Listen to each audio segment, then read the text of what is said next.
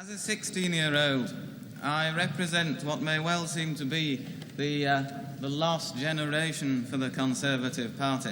This is William Hague, just 16, speaking at the Conservative Party conference in 1977. He'd later go on to become an MP, Foreign Secretary, and even the Conservatives' leader. Now you might be thinking, is William Hague's story unique? And the answer is no. Ed Miliband started campaigning at university.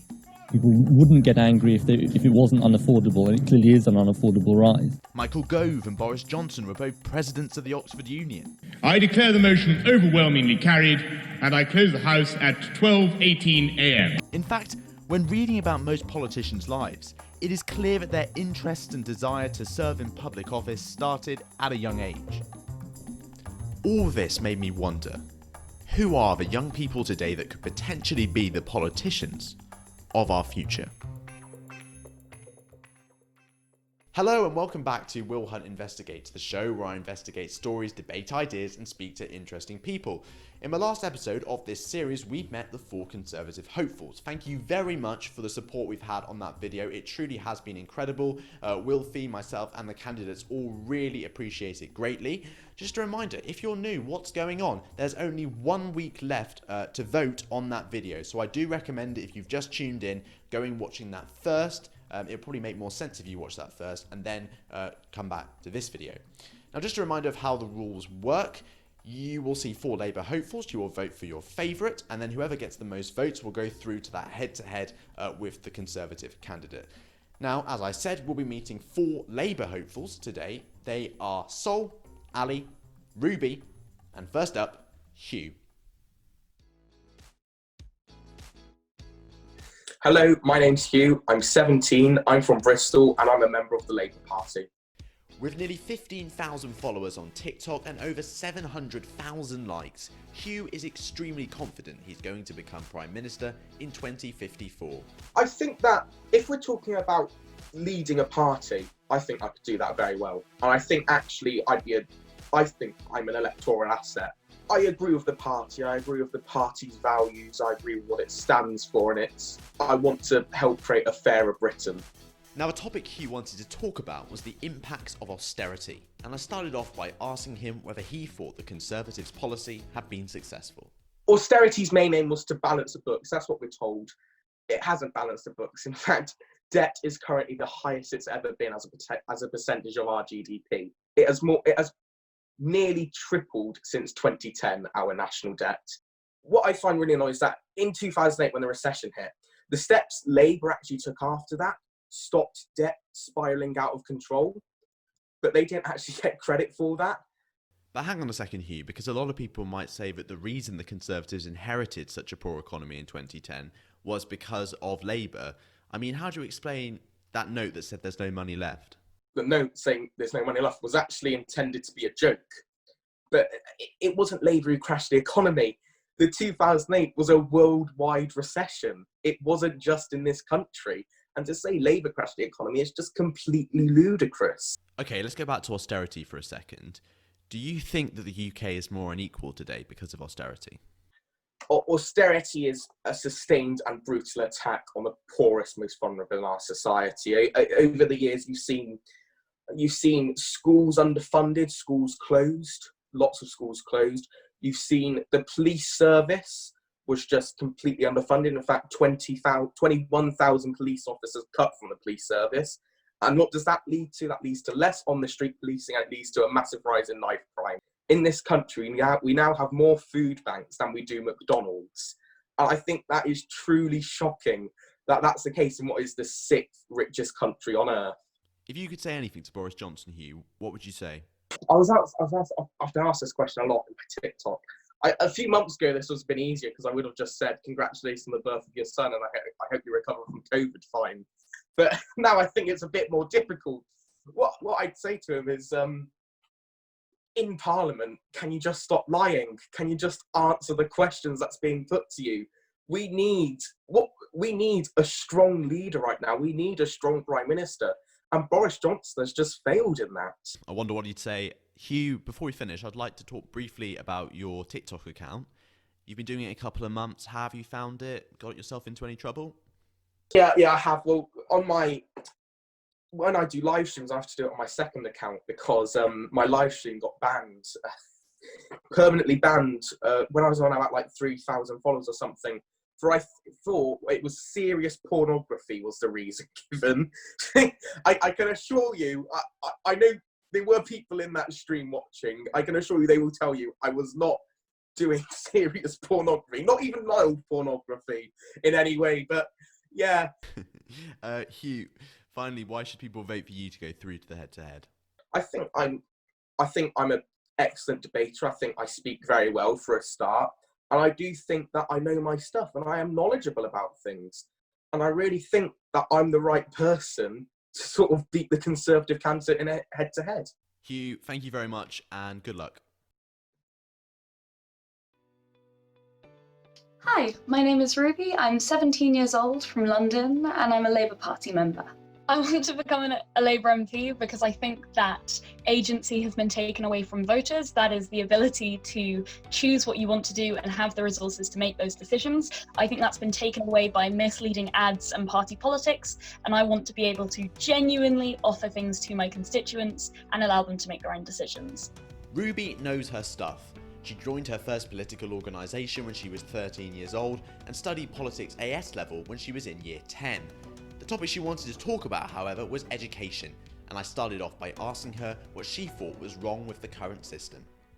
The system sort of works in a top-down way, where the government and the teachers tell the students what to think, and that's not good for anybody, governments, teachers, or students. No one's benefited by the system. I think it should be completely opposed, where the students decide and it moves up the system. So where do you think this problem first starts? I think it starts very, very young. The entire principle of students sitting down and shutting up is the biggest thing that I have a problem with, at least in primary schools, because you have students of 7 or 8 sitting down for 5 hours, pretty much straight, and then you're asking why they end up restless or end up hating school by the time they go to secondary. I think part of it is that students want to learn. People want to learn. There's a reason books and TV shows and podcasts and documentaries still exist. And it's because people have a thirst for learning. Let's take that because we know it's happening and let's use it even when people are young.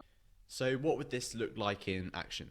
So that would look at things like allowing students to choose what they do, even just for an hour a day, letting a class vote, maybe like a hands-up system on, do we want to learn about Chinese history? Do we want to learn about this cool thing I know, this cool thing I know, the Greeks, the Romans, maybe even geography, anything you want. But is there a risk that the children don't want to learn? I mean, are you going to put any regulations or rules in place to prevent that? I think there certainly needs to be a level of regulation in terms of you need to know this level of maths, this level of English, this level of whatever to pass into secondary school. That's certainly important. And even in secondary school, you need the same thing for your GCSEs. I just think that we have taken that principle and taken it way too far, to the point where students are sitting and learning multiple hours of maths or English a day, and they're just not learning the practical skills they need in life. Would you keep exams? I mean, what's your opinion on GCSEs? I would keep them, but I'd make them a lot more coursework heavy. I think it needs to be a longer sort of project-based learning, because that's how real life works. You don't go to your employer and your employer tell you you have 3 hours to, without looking at anything, handwrite a PowerPoint presentation. That's, even in the traditional 9-to-5 job that we are working away from, that's not normal. I mean, you've certainly made some interesting points. Ruby, why should people vote for you to go through to the head-to-head? I think that people should vote for me because I think I'll be able to represent your views accurately. I also think that I can present myself well. I have that privilege and I have that ability, and I would like to use that to help you. I think that I'm a good representative of the party. I've been in the party for a very long time and I'm very knowledgeable. I also work as an educator myself. I have multiple jobs in education and in theatre studies. I know how to present myself and I know how to present ideas well. I hope I've proved that to you during this. I'll let the people at home decide. Ruby, thank you. Hi, I'm Ali. I'm 17 from Newcastle upon Tyne and I am a member of the Labour Party. I want to become a Labour MP because I want to change and I want to adapt like working class values, and I want the working class to be seen as more, and I want like the middle class and working class to be like the same. I am obviously from Newcastle, and Margaret Thatcher absolutely destroyed the mines. She put loads of working class people out of jobs. I feel like the Tories have like a past of just not treating the working class very nicely, and I just want to not change the world obviously, but change the UK and make it a better place. Despite always standing up for working class values, Ali hasn't always held the same ideological beliefs. My views when I first started getting into politics were quite really left wing, and I'm not gonna lie, when I first started off, I was a communist. But now obviously no, I've educated myself and I'm not that far left. But then I moved on to being a democratic socialist. Now you probably know what communism means, but you might not know what democratic socialism means. It's sort of halfway point between capitalism and socialism, and rejects authoritarian regimes but supports political democracy in a socially owned economy. But the topic that Ali wanted to talk about was feminism, and I started off by asking her what it means to her. I feel like feminism has been it's been turned into absolute chaos. So people think that when you bring up feminism, they automatically think, oh, you hate men, which is not true. That's radical feminism. But for every £1 a man makes in the UK for the same job, same hours, a woman makes 83 pence still. That is still a massive difference. And the average wage gap is 17.3% or 4%, one of those two. And that is not okay. So what would you say then to the people who argue that feminism is more about women being superior to men? Although feminism is about fighting for women's rights, we also fight for men's rights as well. I am so passionate on getting the law changed to say that men can get raped, because under the law men can't. And I am so passionate to get the court system changed, because women get favoured so much in the court system for custody battles, etc. I don't think the people that hate feminism are mostly men. I don't think they see that we're not against them, we are with them. And do you think the Labour Party is sexist because you've never had a female leader? It doesn't really matter about your gender. As a feminist, I really do not care if Labour had a male leader throughout and throughout, as long as they were the best for the job. And I feel like the Conservative Party, although they do elect female leaders, I really feel like they don't pick the best for the job. Do you think you could be best for the job? I feel like I could. I would like to be Labour leader at some point. Well, it would certainly make this video more credible if you did go on to become the next Labour leader. Ali, why should people vote for you to go through to the head-to-head? I feel like I'd want them to vote for me because I generally am really passionate on stuff like this. And I feel like I have a very nice, bubbly personality sometimes. So I feel like I'm not like the normal politicians or people that are into politics that are boring and just sit there and do nothing. I feel like I have quite a fun personality, not being biased or anything. Ali, thank you.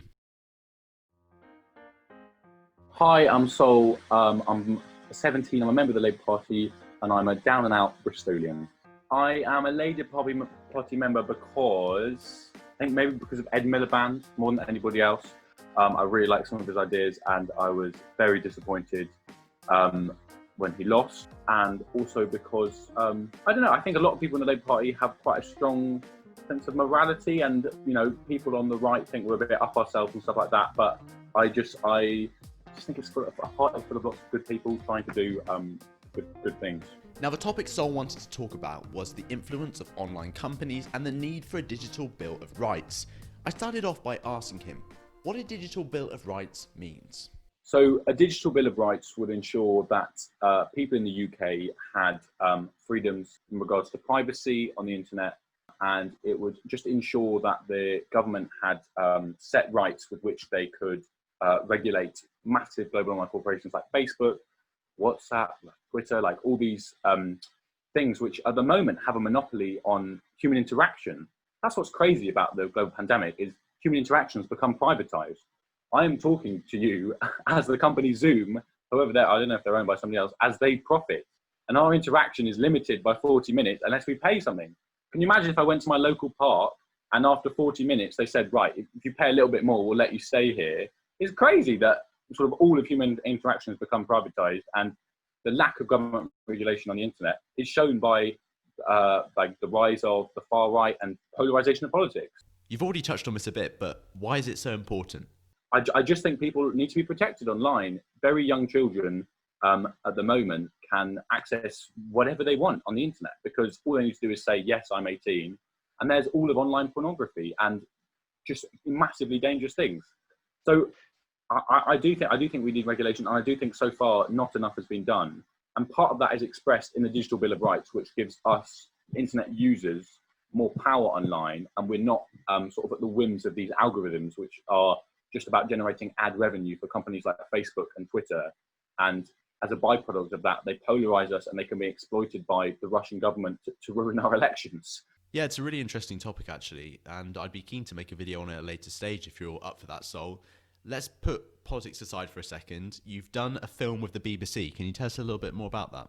Here's my claim to fame as having some interesting thing about me. I've got a severe visual impairment, which makes me an interesting, unusual candidate. And I was making a BBC video about invisible disabilities and what it's like to live with a disability which isn't obvious. But my severe visual impairment means that I have very limited peripheral vision. So as I look into the green dot of my, face cam, I can basically just see that, and I can't see Wilfy at the bottom of the page. Very, very limited vision, like 15 degrees. So yeah, I got to do something with the BBC about that. That was really fun. And that was a good opportunity. Getting tweeted about on the BBC was pretty cool. Although, usually I stay away from far-right media outlets. So why should people vote for you to go through to the next round? I don't know. Has anyone talked about Digital Bill of Rights so far? I think that's really important. I think conversations about the internet are struggling to happen. I'm afraid our time's come to an end, Sol, but thank you very much and good luck. Well, that's it then. We've met our 4 Labour hopefuls. They were Sol, Ali, Ruby and Hugh. And it's that time of the video again where you can vote for your favourite. The poll should be appearing above my head right now. Just a reminder, you only have 3 weeks to vote to ensure that it's fair and that each video and each candidate gets the same amount of time. Thank you very much once again for the support we've received in this series. Part 3 is coming very soon. We'd like to film it in person, so we might need to wait a little bit for things to die down in the world. We could even be joined by some very special guests, but more on that later. But for now, thank you very much for watching. Hope to see you again soon. My name is Will Hunt. This was Will Hunt Investigates. Bye-bye.